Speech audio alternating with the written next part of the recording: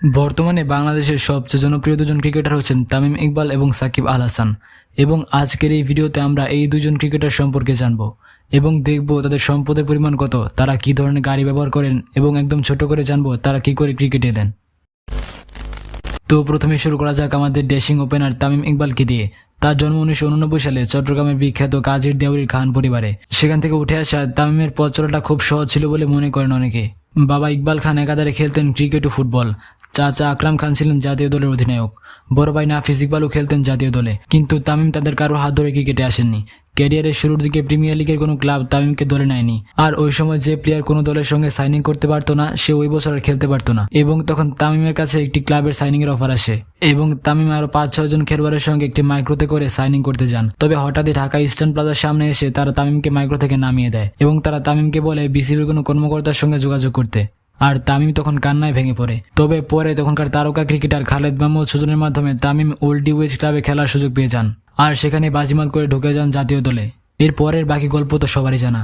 বাংলাদেশের হয়ে প্রথম 10,000 রান, লর্ডসের মাঠে সেঞ্চুরি কিংবা শ্রীলঙ্কার বিপক্ষে এক হাতে ব্যাটিং, এরকম কত শত অর্জনে রাঙিয়েছে নিজের ক্যারিয়ারটা। হয়ে উঠেছেন দেশ সেরা ওপেনার এবং কোটি টাইগার ভক্তের প্রাণ।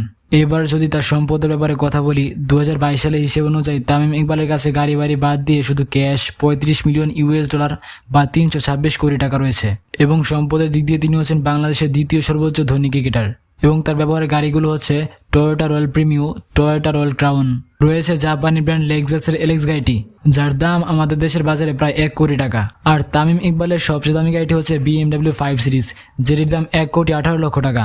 আর তিনি হলেন প্রথম বাংলাদেশি ক্রিকেটার যিনি BMW ক্রয় করেছিলেন। এবার আসি বিশ্বের অন্যতম সেরা অলরাউন্ডার শাকিব আল হাসানের কাছে। তিনি জন্মগ্রহণ করেছিলেন 1987 সালের 23শে মার্চ বাংলাদেশের দক্ষিণ পশ্চিমাঞ্চলের জেলা মাগুরায়। তার বাবার নাম হচ্ছে মাসরুর রেজা, যিনি বাংলাদেশ কৃষি ব্যাংকের একজন কর্মকর্তা ছিলেন। অন্যদিকে তার মায়ের নাম হচ্ছে শিরিন রেজা, যিনি একজন গৃহিণী। ছোটবেলা থেকে সাকিব খেলা পাগল ছিলেন। তার বাবা খুলনা ডিভিশনের হয়ে ফুটবল খেলতেন। এছাড়া ছোটবেলা থেকে সাকিবের ক্রিকেট দক্ষতা ছিল অসাধারণ। গ্রামান্তরে তাকে খেলার জন্য ভাড়া করে নিয়ে যাওয়া হতো। আর এরকমই এক ম্যাচে সাকিব তার পারফরমেন্স দিয়ে এক আম্পায়ারকে অবাক করে দিয়েছিলেন।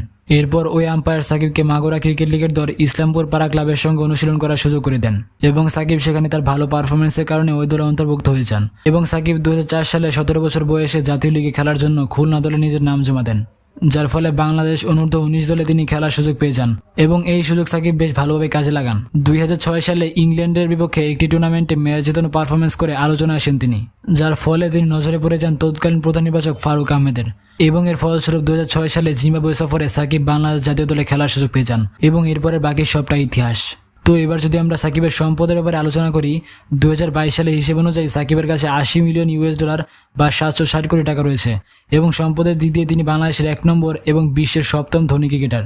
যাই হোক, সাকিবের সংগ্রহে বেশ কিছু ব্র্যান্ডের গাড়ি রয়েছে, যেমন রয়েছে 13 লক্ষ টাকা মূল্যের ফোর্ড ফেস্টা, 20 লক্ষ টাকা মূল্যের হোন্ডা সিভিক হেচ, 28 লক্ষ টাকা মূল্যের হোন্ডা সিটি। তবে এগুলোর একটিও সাকিব নিজের পয়সা দিয়ে কেনেননি। তবে এবার যে গাড়িগুলোর কথা বলবো সেগুলো তিনি নিজে কিনেছেন। যেমন তার মধ্যে রয়েছে 72 লক্ষ টাকা মূল্যের রেঞ্জ রোভার স্পোর্ট, 1,28,00,000 টাকা মূল্যের মার্সিডিজ বেঞ্জ ক্লাস এবং তার সবচেয়ে দামি গাড়িটি হচ্ছে BMW 7 সিরিজ, যার বর্তমান বাজার মূল্য 2,50,00,000 টাকা। তো সব শেষে যা দেখলাম, সম্পদের দিক দিয়ে সাকিব আল হাসান তামিম ইকবালের থেকে অনেকটা এগিয়ে রয়েছে, কারণ ক্রিকেটের পাশাপাশি সাকিব একজন সফল ব্যবসায়ী। আর জনপ্রিয়তার কথা যদি বলি, তাহলে দুই ক্রিকেটারই যার যার জায়গা থেকে সেরা। তো আপনার পছন্দের ক্রিকেটারকে তা কমেন্টে জানিয়ে দিন। সবাই ভালো থাকবেন আর সাবস্ক্রাইব না করে কেউ চুপি চুপি পালিয়ে যাবেন না। আল্লাহ হাফেজ।